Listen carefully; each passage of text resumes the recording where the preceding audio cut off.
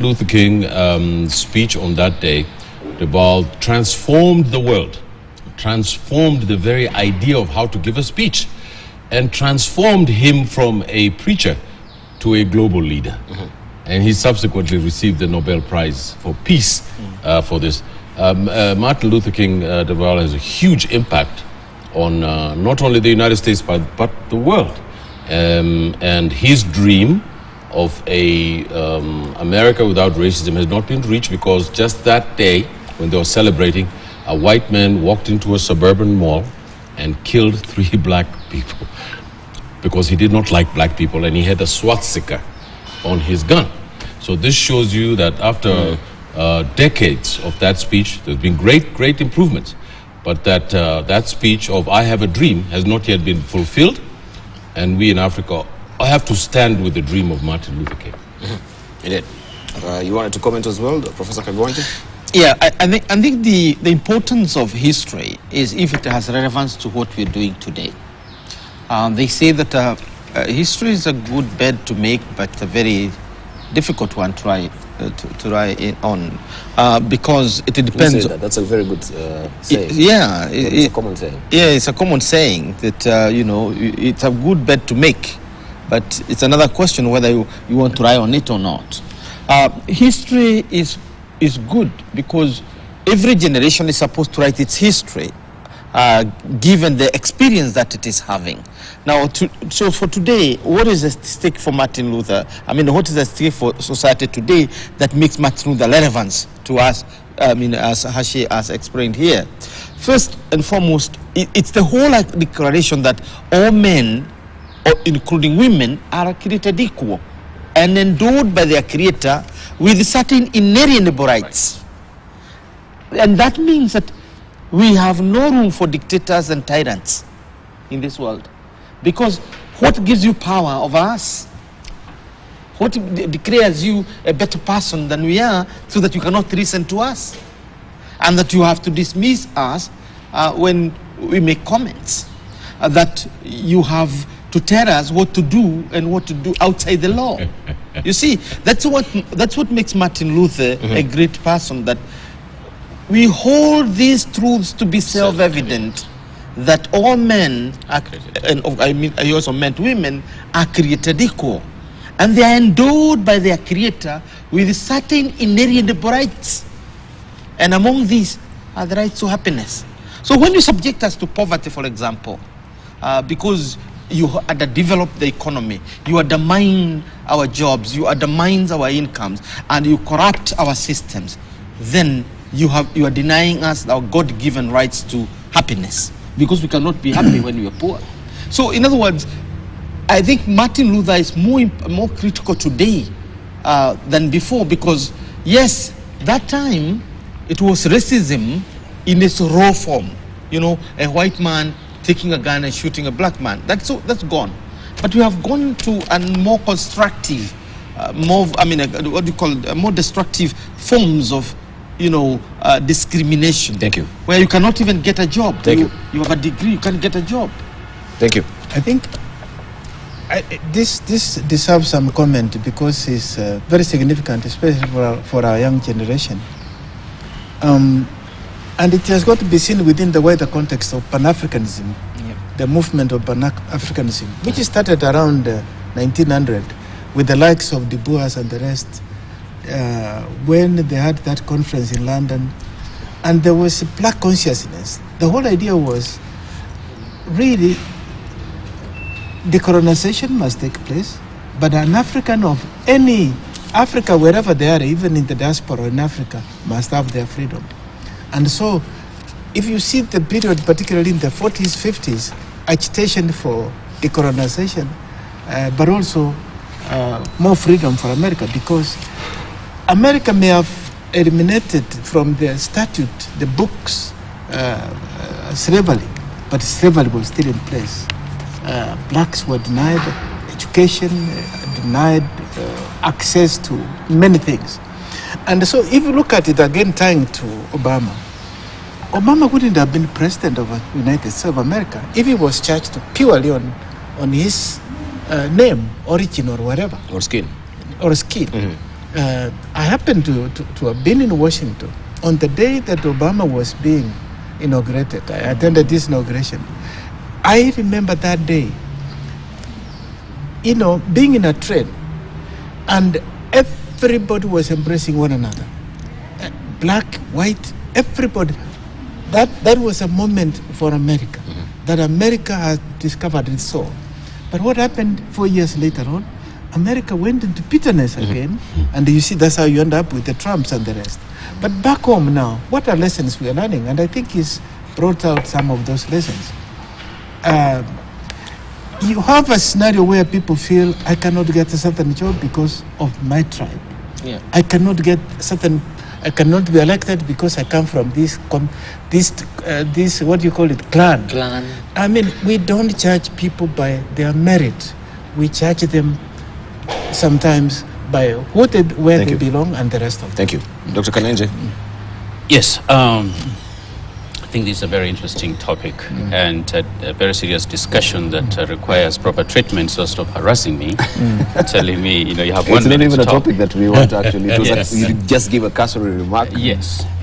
What Prof was mentioning and the words that Dr. Martin Luther King was actually referring to the second paragraph of America's Declaration of Independence, that all men are created equal, endowed with certain inalienable rights by the Creator, among which are life, liberty, and the pursuit of happiness. Yes. So there's a movie called The Pursuit of Happiness.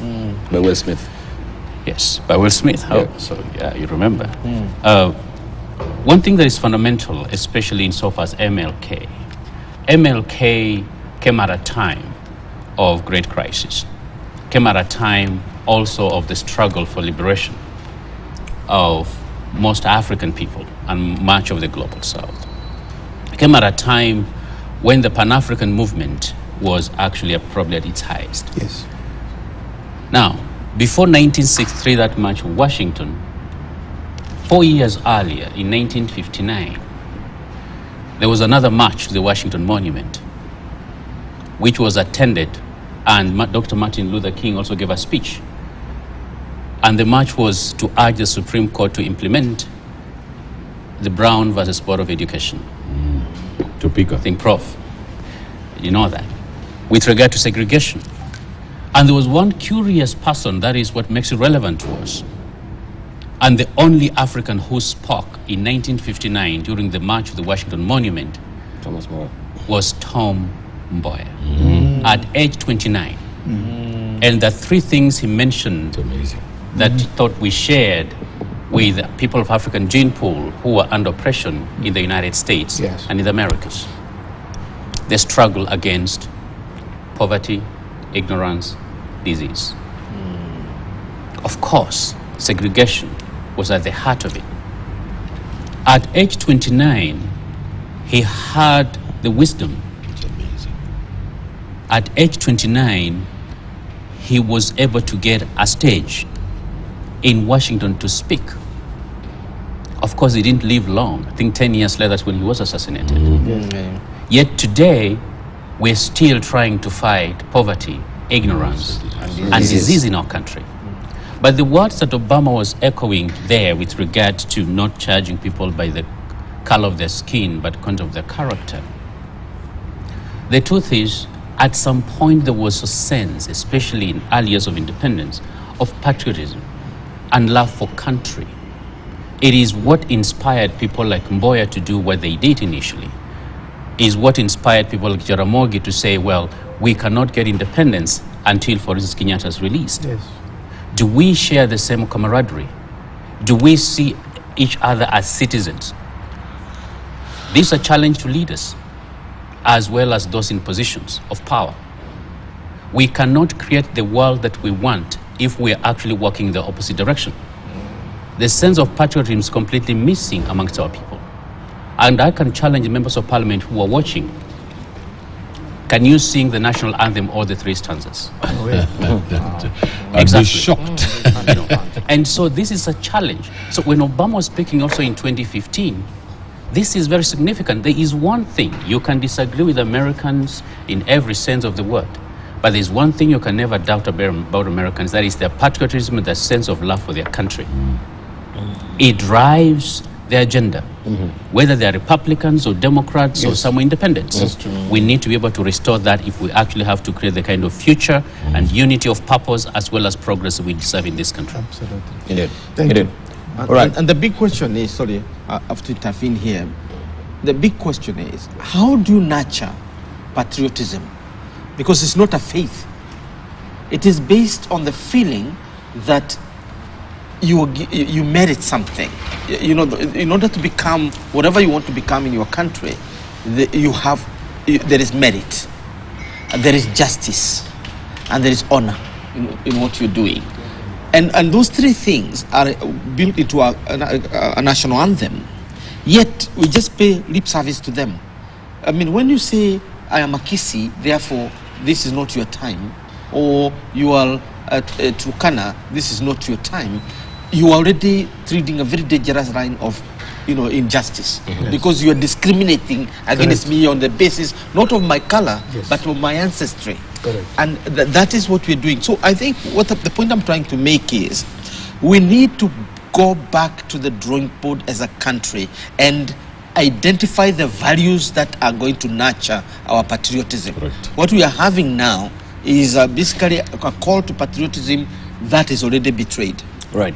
Okay. Well, we need to segue also maybe that story to, or what we're discussing, to the story that is making headlines this morning in the dailies as well, where we have sections of Kenyans faulting President William Ruto over his remarks that sugar cartels have three options, including going to heaven.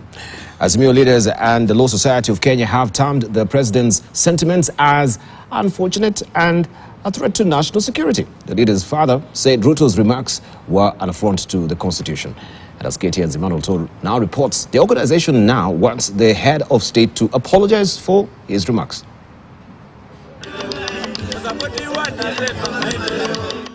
President William Ruto, while on a visit of Western Kenya, warned cartels in the sugar industry that they have only three options. One of the options, suggesting killing, has angered a section of Kenyans. Kama wewe ni mwizi ya ng'ombe, mambo ni matatu. Uhame Kenya, uende jela, ama usafiri uende mbinguni. Hakuna maneno mengine. Wafisadi wote maneno yao ni tatu. Number 1, wahame Kenya. Number 2, waende jela. Number 3, wasafiri waende mbinguni. Hakuna maneno mengine. Mimi nimewaambia hao wakora wote, wezi wote, matapeli. Nimesema hawa watu mambo yao ni tatu. Si ndio? Either wahame Kenya, ama waende jela, ama waende mbinguni. Hakuna dawa ingine. The above statements were targeted at scaring away bandits, corrupt individuals, and more recently, sugar cartels. The remarks would receive applause and amusement from the curious onlookers until Monday, when it seemed to target businessman Jaswat Singh Rai with option 3. Kesi watoe, na wao wenyewe watoke. Nyinyi mnanielewa?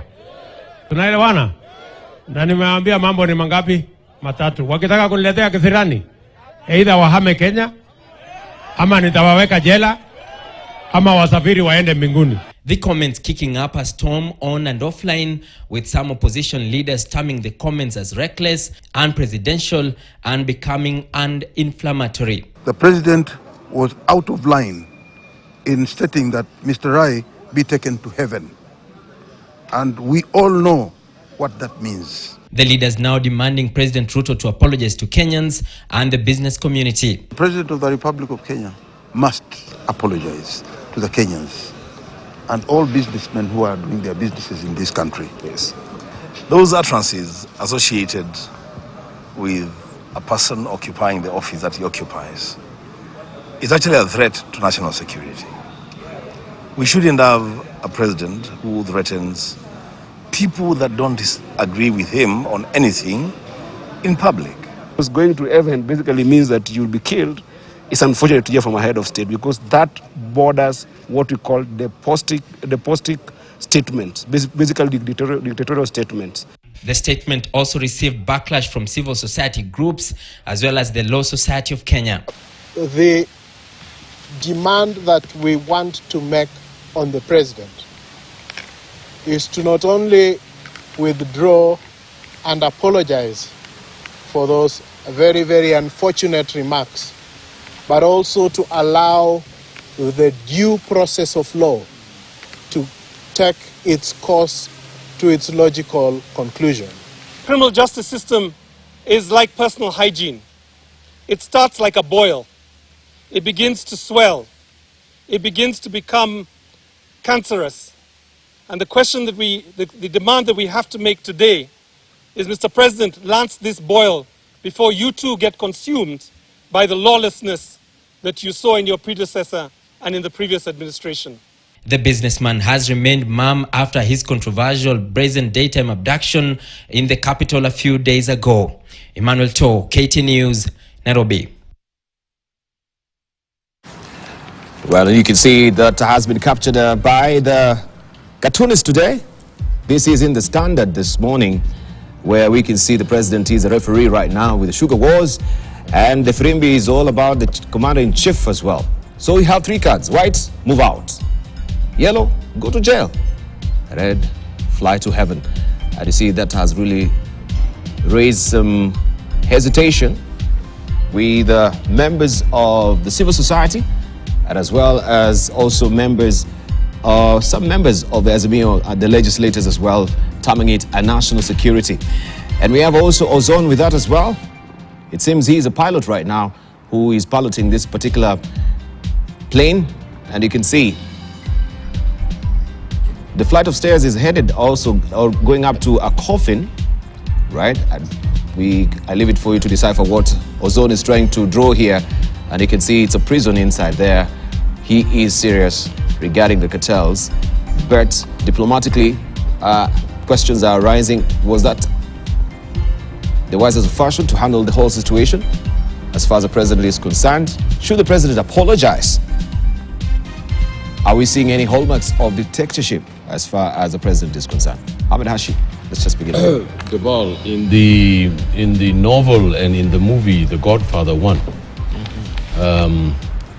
written by Mario Puzo, classic in American literature. The man who is the star of the show, Marlon Brando, probably one of the great actors of his time, tells his colleague when there's a racketeering issue that they're supposed to get money from, says, give him an offer that he can't refuse. I don't think the office of the president should be the Godfather Part 1, nor should it be the Godfather Part 2. I have said on this program many times, over and over again, and that the president has yes men around him. The president speaks off the cuff without people telling him that you cannot say this to the country. Nobody in his entourage dares say anything to him. All the people that he's appointed to Baal are yes people. They will never confront the president. The president is being confronted by the media and political parties. And that is the worst thing that can happen in any democracy. There's also a sinister, and there's a sinister truth to what the president was saying. The president of this country cannot say what amounts to that you're going to lose your life. He cannot tell the Asian community they don't belong to this country. That's what he meant about. As a Somali, I know when I was a young man in school, when I was being called shifter, I remember how I felt about not belonging. This is absolutely not what the president of this country should be doing. President, I've said before, was not going to bring people together. President, I said before, was not going to be a bully pit for this republic. And the shades of Kenya Kwanza are turning out to be shades of Kanu Kwanza. I am appalled, as every other Kenyan, that the electricity system shut down the other day. I wish we would still be in a blackout rather than have the president say these things on national television. And it is even worse because there's nobody to stop him and tell him, Mr. President, you cannot say such things in this country. You're the leader of this country. You can't say that you're going to send people to heaven. That's extrajudicial. And this is precisely what he was fighting President Kenyatta about. One of the main things that President Ruto fought Mr. Kenyatta about was these extrajudicial killings. Was the president was acting in a unilateral way, and that the president was doing things that were off the cuff. And if President Ruto continues in saying these things, it is going to be really the breakdown of law and order in this country. Finally, Deval, I also have to say something about the frustrations of the president so that we can be fair.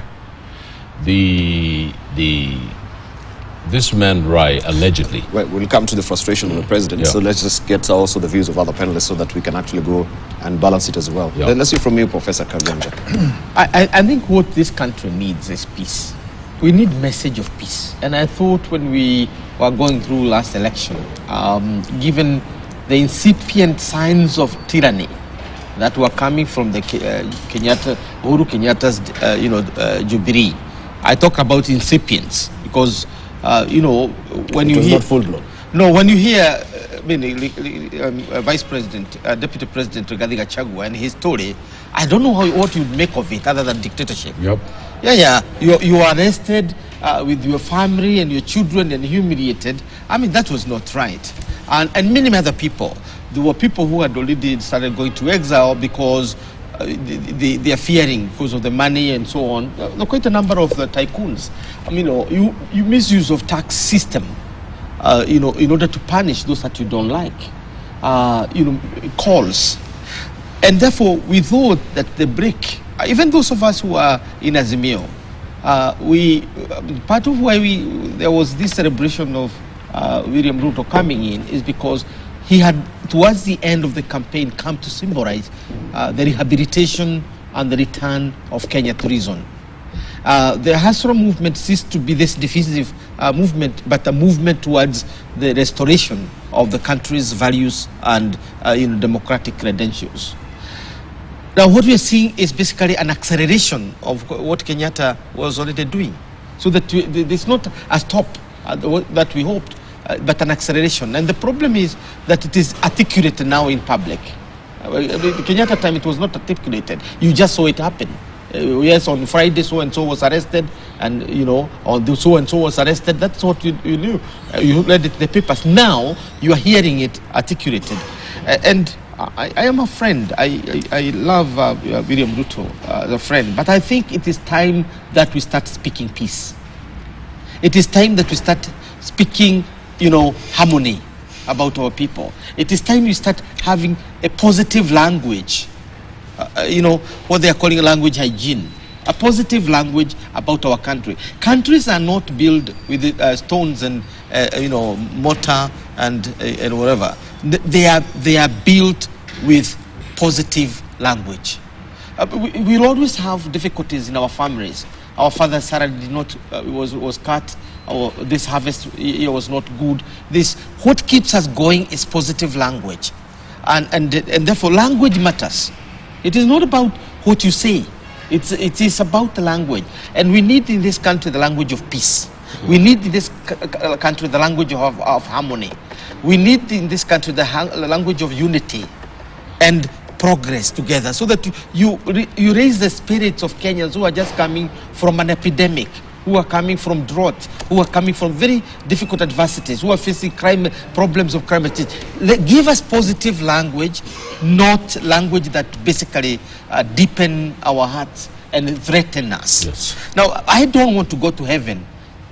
I know I'll go to heaven, but why should you remind me every day that I have three choices: jail, heaven, or this thing? I know if I commit a crime coming from here, I can go to jail. That I know. That's why we have the law. For me as a leader, the thing is to talk positive things. Let the law take its course, and those who fall on its wayside will be able to be explained that they did it. The law took its course, but don't take the role of the law and start articulating it. This country need positive vibes.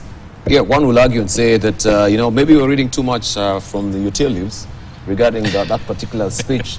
It was very metaphorical. It's full of euphemism. right? So it is a figure of speech, but you're now reading too much into it, Dr. Kanenja. I don't know what will be. You know, I'm amazed at how quickly, you know, Hashi turned from, you know, when talking about the meat in Masai, he was a Ma person, to a shifter.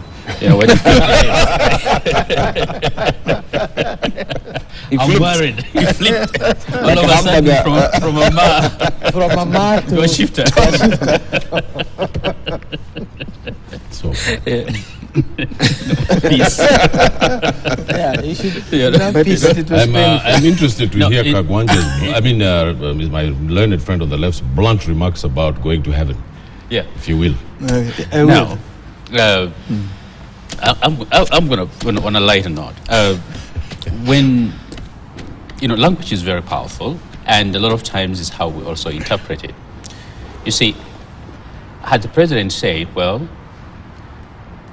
or he can go to hell, there wouldn't be very little noise about it, because, and yet hell is a place none of us want to go. But he says he can go to heaven. We are so scared of going to heaven, yet that's a place where all of us want to go. So just, you know, lighter note as in the way in terms of we perceive things. What I think is there is genuine frustration with the state of affairs. A number of, you know, industries, let's say in the western part of Kenya, for instance, virtually all of them have been wiped out. Some of us, you know, bought lots of shares in Mumia Sugar. A lot of farmers, you know, rely on those industries. And right now they've been turned into the destitutes, you know, in that part of the world. And so part of the frustration is, of course, founded. Now, some of the language used, of course, is an expression of that frustration. It is the kind of thing sometimes we think but we don't say, but not because we want to act in a way that we're going to make people disappear. Now, it perhaps may not be seen as useful in a number of quarters, considering, of course, what happened to Rai, you know, this past week, because it may send a message or it may confirm some fears in a number of quarters that perhaps, you know, there are going to be extrajudicial ways or other, you know, approaches towards, you know, resolving some of these corruption problems in the country. The truth is, a number of state institutions and companies, for instance, like Mumia Sugar, had been captured in ways that is not healthy. Resolving some of these fundamental problems should not be personalized. We have to actually have an approach that is going to fight corruption at all levels. Because one of the things I also know is even those cartels are still working with politicians, people in parliament. They're still working with powerful people, both in previous governments as well as even in the current government. And so to dismantle the entire system is what it's going to take to ensure this doesn't work. But of course, concerns as a country that is coming from an era where many people disappeared without trace, where we've had cases of extrajudicial killings and stuff like that, that is something that of course may raise some eyebrows. But what I don't think the president, and I'm not trying to, you know, do a brief of the president, he can do it for himself, he's, you know, the leader of the country, that he was planning to take people to heaven explicitly. I think he was trying to give them options that that kind of behavior is not welcome in this country. But I think the manner in which, of course, the message was delivered, considering our history and our current dynamic and the delicate nature of our current political environment, that is something that, you know, may, of course, be construed to mean something else. And I think we should just go back and recalibrate on how we should be going about this. Is that not the essence of leadership? Yes. Understanding your history. You don't talk about, you know, Holocaust in Germany because, you know, they are Jews.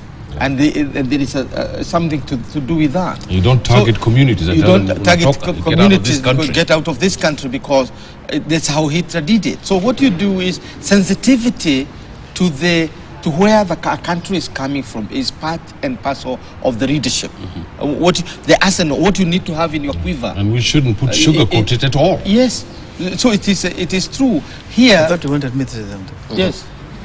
Go ahead. Right. So let's hear from also Ambassador Mwencha on this as well. We have a landing point from Uganda with President Idi Amin regarding the Asians as well. We know the way they were rounded up, they were mistreated. We don't want to talk about how graphic it was as well. But when you're talking about the anti-Semitism, there's a sort of sensitivity, especially when you are as a stabilizing figure, being the president of a country, that the spirit of cohesion should always be hovering around you, regardless of the malfeasance that we are fighting, the corruption, the cartels as well that we can see in the sugar sector. I mean, you talk about emotions. This is where the stability of and the emotional intelligence also needs to really come to bear as a leader. What do you say? Depal, when I heard of this statement, the first thing I wanted to check is when was it said? How was it said? What's the content?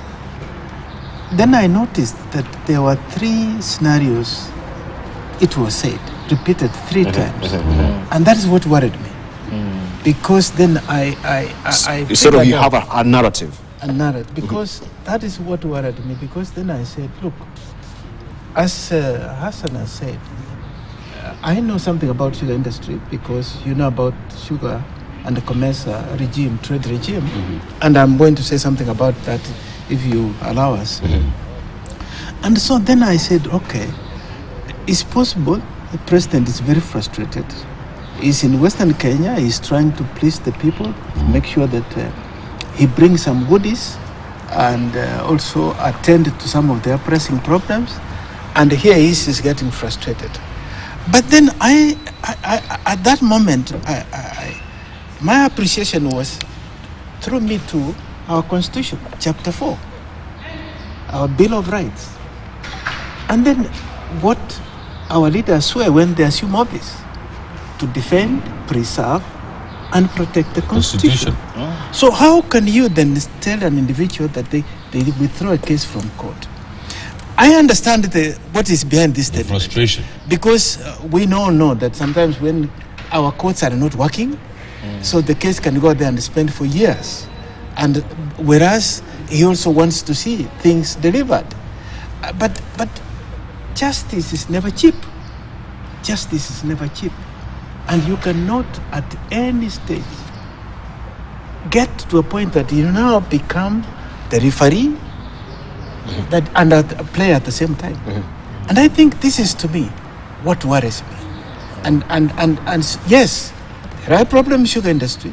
President has a right to be annoyed, but that is no excuse for one to say what you said. I think let's be fair. I mean, he was telling me, what about heaven? As you said, this could be euphemism. And it's agreed. I mean, heaven is a good place. But then heaven can also be put in a very awkward way, like it was. It doesn't really sound like heaven. Can I just add, please, a little bit?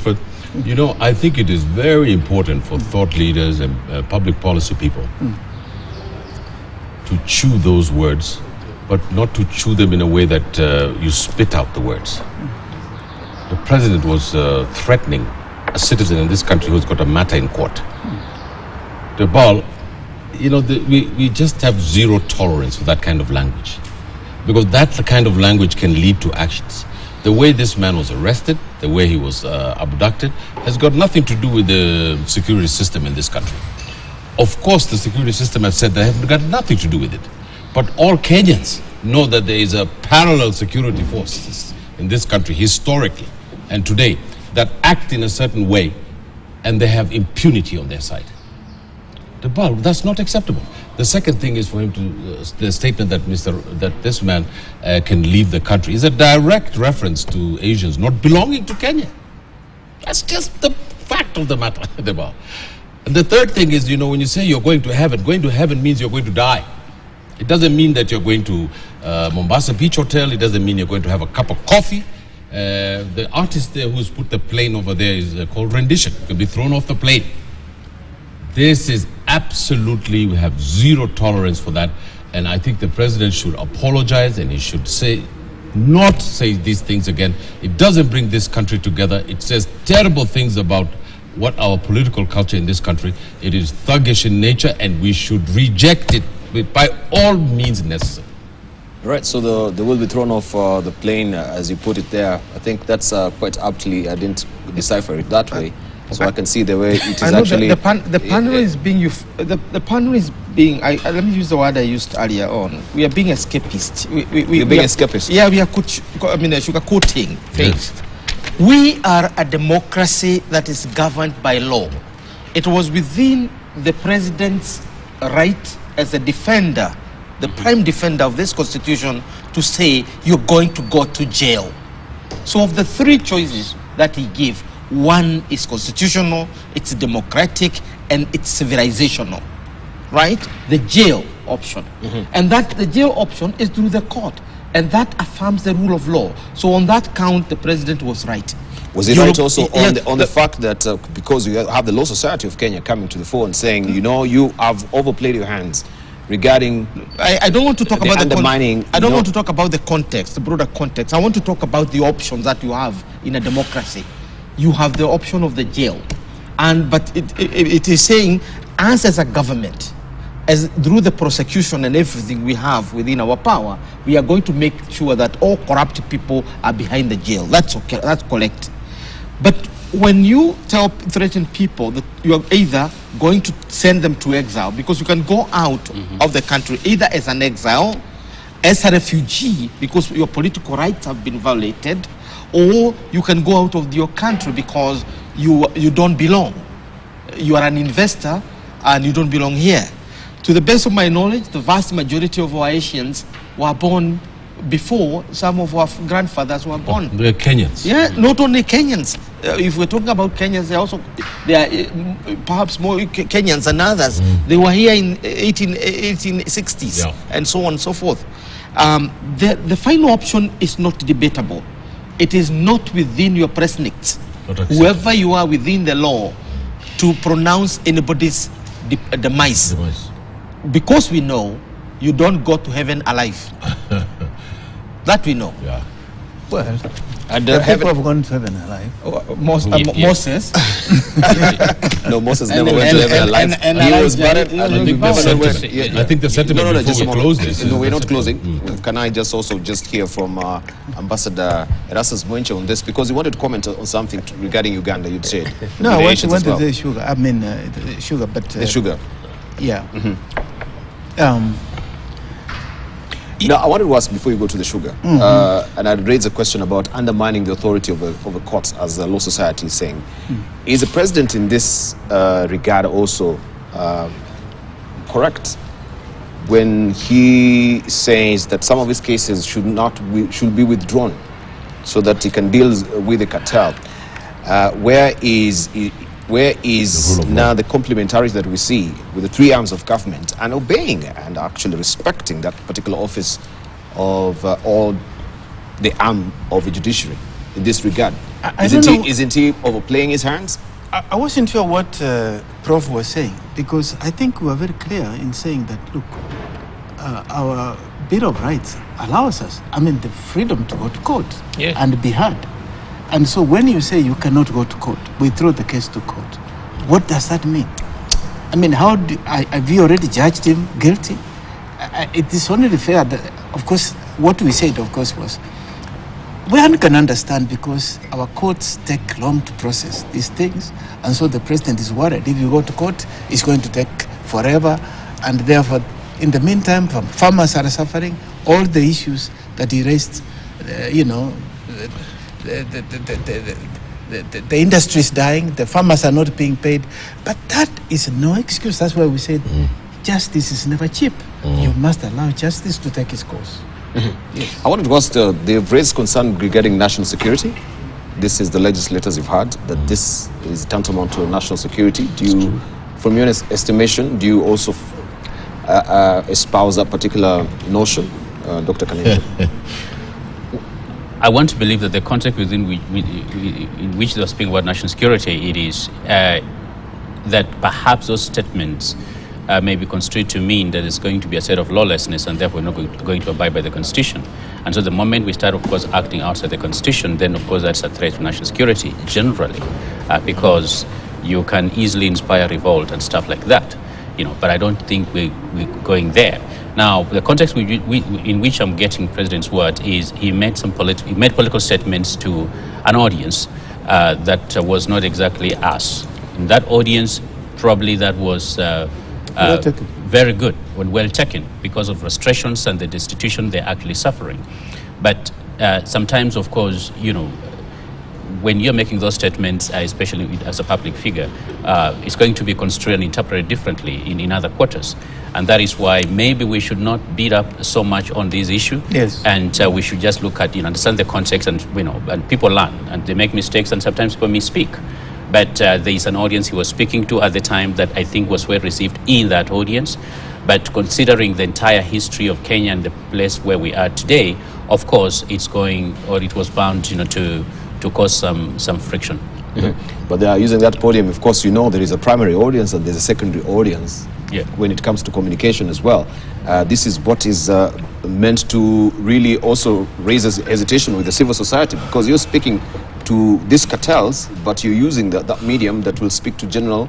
People will decipher message differently. Of course. Yes. Yeah. People will decipher message differently. Yes. But even as we're bringing it to a close, before I come to you, Hashi, I can see there's something burning. I don't know what it is. Let me just let it out. No, I want to disagree with my colleague. Please. I think there should not be any equivocation. No, there should be any contextualization. No, any excuses made. President's dead wrong. And we need to call him out for it. We just cannot equivocate on this issue. It is a fundamental constitutional, moral, ethical, and civil and political rights issue. It touches upon our independence of the judiciary. It touches upon the separation of powers. It touches upon what the president can and cannot say. We cannot equivocate on it. The president is wrong. He has made a serious blunder. And this culture of yes men and yes women around the president encourages this kind of talk. President needs to sit down with his advisors and say, there are things that I want to say. How can I say it? There's another way of saying these things. And pass a message to the people you want to. But you cannot say that you're going to go to heaven, and you cannot say that you're going to, these things are not acceptable. And he has repeated them. He's repeated them many, many times. About these kinds of questions are the ones that have brought ethnic clashes. These are the kinds of things that have excluded people. These are the kind of things that has brought racism. These are the kinds of things that brought anti-Semitism. The shifter issue that I was talking about, Debal, is a deeply felt thing in the Somali community, that every time something happens, we feel that we're not part of this country. And the whole concept of trying to create a country in this nation in this country, is not to exclude others. So this thing of saying that utakwenda, that's specifically targeting the Asian community. Whether what they were doing is right or wrong, the president is the leader of all the people in this country, and he should not speak in this manner. All right, so are we seeing a president who's really hands-on and wants to deliver on his promises and wants to clear all the way the blockades that are there, obliterate anyone that is on his way? Or are we seeing a hallmark also within the presidency of dictatorship? How then do you decipher that? Because it's very important to try and have a clear demarcation of whether we are seeing the hallmarks of a dictator that is, continuing to build up, or it's actually a man who's hands-on and he will do whatever he wants to make sure he delivers to Kenyans what he promised during the campaigns. And so if you stand on his way, he will deal with you. Because we've been for the longest time also decrying this sugar sector where we are. It's hurtling now towards the cliff and of collapse. We are talking about imports. It's a high time that even we have an iron-fisted man that will come and try and bring sobriety within that particular sector. Maybe it will take a man where you say there's a benevolent dictator to try and bring sobriety in that particular sector. Yes. You wanted to go, or yes. Professor? Okay. Let's begin with, we'll come to you, okay. Ambassador. I think we have, the whole responsibility of nation building is a complex process. Reviving or making institutions work is one of those. You also have another responsibility to build a country based on its moral values and aspirations, the software of the country. Now, so if you're rebuilding a country and you overemphasize the hardware as if it is the end of everything, because the failure of Mumias and other factories not to work is part of our hardware. We have to get the economy working. But what kind of a country are we building? This is the big question. And I think at the heart of all this, what we need to remind our leadership, with all due respect, because we are elected by the people and they have the mandate to govern, that's not in question, is to remind them that there is a way in which you do things and even lose what you wanted to get. It is true. This country is corrupt. Some people are even mocking us out there that even grandmothers are corrupt. If you have seen those writings by Westerners writing about us, it is true. There is corruption in this country. There is also dysfunctionality of institutions. Some are just grounding. Kenya Airways. I mean, as a Kenyan, you sit on the airport and you make a choice. You're going to go with Emirates, Ethiopian, or Kenya Airways. When you are told Kenya Airways, you want to run away. Why? Because of inefficiency. Not in terms of that plane is dirty or it's not a good, or it's a risky plane, but it cannot come on time. So you will not reach your meeting. How it's working. There are also other issues of how we relate to each other, and what our values are, what we aspire to get from, on a single day. How do you judge your achievement in a day? So you end up finding that some of what we are talking about, frustration or no frustration, is supposed to be a value of our leadership. President Kibaki was ruthless in many ways, extremely ruthless. But he made his decisions very quietly, and we shifted. We have what the World Bank calls a quiet revolution without blood. We changed our constitution, we changed our institutions, we introduced a totally new country that we are still trying to learn how to live with. We have devolution, we never had it. These things were achieved by other countries through revolution. But the style of leadership that assures everybody that you belong, that you have a responsibility in this country, that it is not about me as a leader, it is about us, all of us. So let us be included in this. Thank you. Let us not talk about me achieving, because at the end of the day, this is not an achievement for President Ruto. It is our achievement. When the country saw us to greatness, it's all of us who saw us. So let him not carry the burden of the country in his shoulder. Let him lighten his burden to us. We are unhappy as he is about Mumias. We are as unhappy as he is about the corruption in this country. We are as unhappy as he is about the education system. Yeah, but he is taking the immediate action. You are unhappy, but you're not doing anything. What do you mean? Yeah, as no... Let him give us leadership. Let him call us. We will do that. Why not? Okay, let's hear from Ambassador, then we wind up on it briefly. Yes, in unpacking this question that you have asked, there are two aspects. One is governance, the other one is the sugar industry. Yeah. And I think I want to build on what Professor said with some nuances. That yes, there's no doubt when you look at the optics, the president is extremely busy and he's in a hurry to make sure that he delivers the mandate and the promise he made to the Kenyans. And sometimes that kind of bothers me, because I ask myself, are the captains he has appointed in various sectors being disabled because they are not active? That's why he's on overdrive. Yeah, so he is overworking. Then why appoint them if they are not helping? Are delegated to deliver for him as well, are sleeping on the job? Why appoint them if they are not delivering? At the end of the day. Yeah, I mean, that's where it bothers me. So we try and understand his frustration. Yeah. That he is a man who is working, but he's really under the gun to deliver. Yeah, but the machinery around him are frustrating him. Yeah. Okay. So it's part of a capture. Yeah. Is it part of a capture itself? Even as we're winding up, let me just... But there is an element I wanted to mention about the sugar industry. As I said, if you know the sugar industry, in Kenya, sugar arrived around almost 70 years ago, 100 years ago. So in 1820, around there. 1922 is when the first factory was established here in Kenya on sugar. And since then, sugar has gone through quite a number of evolution. In fact, come 70s, Kenya was a net exporter of sugar. But then from 80s, Kenya started declining. And even when the COMESA regime kicked in, we engaged Kenya quite a lot because Kenya almost didn't want to join the COMESA treaty, sign the COMESA treaty because of sugar. And so we had to have a deep dive to understand the nature of the sugar industry, and Kenya was given a moratorium of about 5 years to organize the sugar industry so that Kenya would be competitive. What I think from what I see, and I know a little bit about sugar, is we are frogging a dead horse. I'm sorry to say so because I know many people will not understand. They will think I am not a patriot.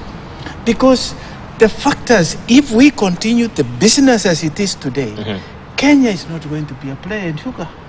Because these are three factors that I look at. If you look at sugar, the way the agronomy of it, the technology of it, and the global scenario. Today, just a bit of statistics.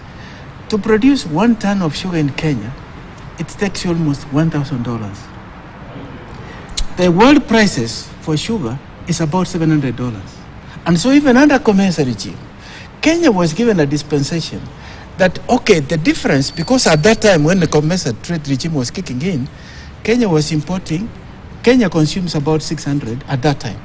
Today is consuming about 900,000 tons. At that time, the gap was 200 metric tons. That was a gap between what was being produced, although it was expensive, and what was being consumed. So COMESA then gave Kenya an opportunity to say, the difference you are importing, the 200 metric tons you are importing, use the markup, the price that is there from the world prices, which is lower, and the Kenya prices, which are higher, to organize the sugar industry. It was never done. What happened? The politicians saw it as a cash cow, that they would go and get licenses, bring sugar and sell. It's still a hot commodity that you find people import sugar here. And I think this could be what the president is saying. Other than also the problem farmers have had. What is the problem with farmers? We grow sugar, cane. Globally, the best price for sugar is irrigated. Because once you irrigate, it matures quickly, and it's also grown in climates which are warm, where it matures quickly. Our sugar is rain-fed, takes you 24 months, on average 18 months. Thank you. So we are frogging a dead horse. And I fear the president will still be frustrated down the road because he's not going to solve the problem. Thank you. It's a dead horse. And the final question is, should the president apologize and withdraw the remarks? Dr. Kanenje. I reserve my comments on that. You reserve your comments on that? Yes, absolutely. And the reason is because I'm trying to look at the context in which he was saying that and the audience that he was speaking to as a primary target, but then at the same time, the consequences from a national and even regional and even diplomatic perspective with regard to the way that message is interpreted. And so I'm not going to sit here and be pretentious about that because people do misspeak. And, sometimes it's unfortunate to do that. But as, considering the nature of where he spoke and the context, I think those people seem to be happy that he is taking action. But then considering our context on a national and maybe global perspective, and Kenya as a bellwether state for democracy and constitutionalism, it may be troubling in certain quarters. So no, I'm not going to ask him to... I'm not going to advise the president to do anything. Or should he apologize? The president should go on national TV and apologize and say that he's never going to repeat those kinds of things, that he made a mistake and he's not going to make that mistake again. That's just a fact, and we in Kenya need to stop equivocating about these things and be a bit brave and just speak our minds about issues like this. All right, should he apologize? I don't think this is a question of apology. Apology is a one-off. Is a one-off problem, and I don't think the president, in his mind, thinks he made a mistake. This thing was said 3 times in the same fashion, in the same words. So there is no mistake that he made. From that sense, it is basically to call on him to rethink the nation and where we are coming from the tyranny of Mzee Moi and Mzee Kenyatta before. And then the pain that we have gone through, even with him, he was part of this. The pain we have gone through to rebuild the country, particularly after 2007. Everybody has gone through pain, including himself, facing what he faced. And now we are here with a new constitution, a new nation, with hope as the fourth largest economy on the continent, in sub-Saharan Africa, with prospects. And with that, we need to approach the question of nation building with sobriety. Thank you. Total sobriety. All right, total sobriety. We take a short break on that particular note on, of course, the sentiments of the president that has drawn a lot of reactions and also raising hesitations and calling for apology and withdrawal as well. And we've heard from our panelists as well. Of course, they normally say what begins in anger ends in regret. And, well, he has actually been very intent. This is not the first time he spoke about it. He's driving a message that needs to be deciphered, of course, to the people that it was being targeted as well. We take a short break. When we circle back, we now cast our eyes on what is happening internationally, especially with the BRICS expansion. And of course, we have Ethiopia across, which is one of the countries that will be joining the BRICS as well, alongside Iran, Saudi Arabia, amongst others that we'll be discussing. But we'll try and relate and see the BRICS with the G7. Is it a counterweight of the G7? And what is the rhyme and reason of having the BRICS as well? This was actually put forward by John O'Neill from the Goldsmiths, who came up with that particular moniker, BRICS as well, saying in 2050 this will be the leading nations as far as the economy is concerned. We take a short break. You're watching Global Today here on Morning Prime.